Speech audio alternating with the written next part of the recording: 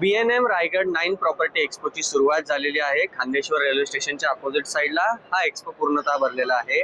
असंख्य homes maker असतील, असंख्य बिल्डर्स असतील, असंख्य प्रॉपर्टी असतील, हे एका छताखाली आता सर्व नागरिकांसाठी BMMच्या माध्यमातून उपलब्ध करून देण्यात आले. आपण सध्या आता आहोत DDSRच्या पवेलियन मध्ये. DDSR ग्रुपचं हे पवेलियन आहे.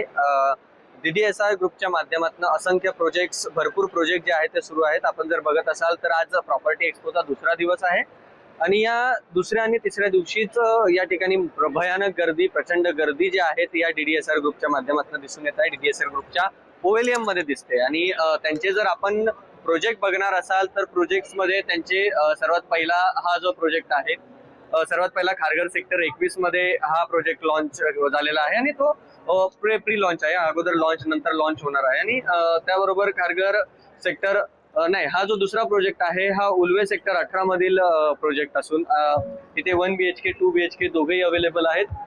त्यानंतर कामोट्यामध्ये देखील कामोटा सेक्टर 32 मध्ये हा त्याचा तिसरा प्रोजेक्ट आहे आणि नेरुल सेक्टर 31 मध्ये, नेरुल सेक्टर 13 मध्ये हा एक प्रोजेक्ट त्यांचा दिसून येत आहे.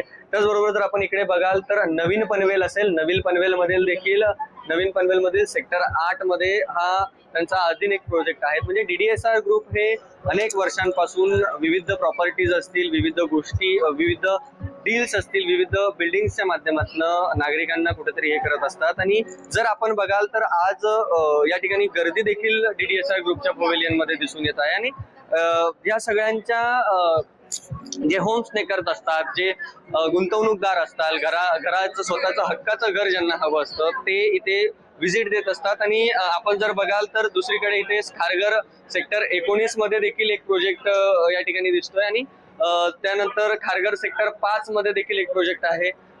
पनवेल मध्ये एक तिसरा प्रोजेक्ट या ठिकाणी आहे.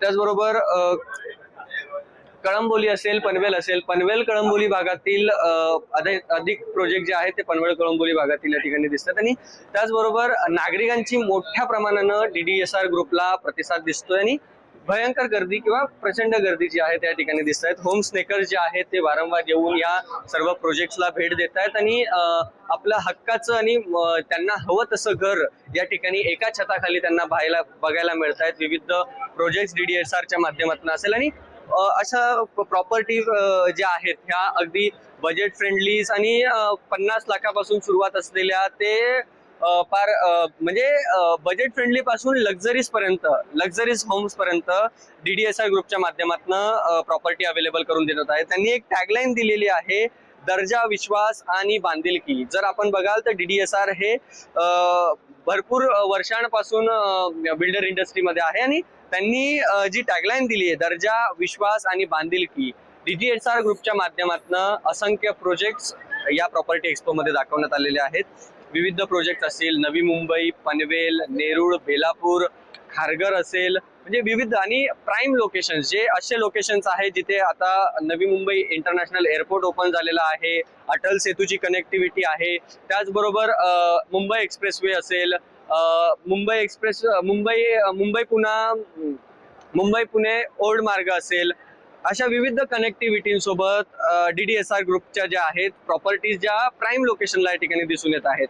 DDSR ग्रुपच्या माध्यमातून विविध प्रॉपर्टींचा एक्सपो आणि विविध प्रॉपर्टींची प्रदर्शनी या ठिकाणी लावण्यात आलेली आहे. जर अजूनही तुम्ही प्रॉपर्टी एक्सपोला भेट दिली नसेल तर नक्कीच लवकरात लवकर भेट द्या. तुमच्या हातात आता हल्ली शिल्लक फक्त 2 दिवस राहिलेले आहे, आजचा दिवस आणि उद्याचा दिवस. तुषार पाटील, पनवेल. लेटेस्ट अपडेट्स और ताजा तरीन खबरों के लिए TV1 इंडिया लाइव को सब्सक्राइब कीजिए और नोटिफिकेशन पाने के लिए बेल आइकॉन को दबाना मत भूलिए.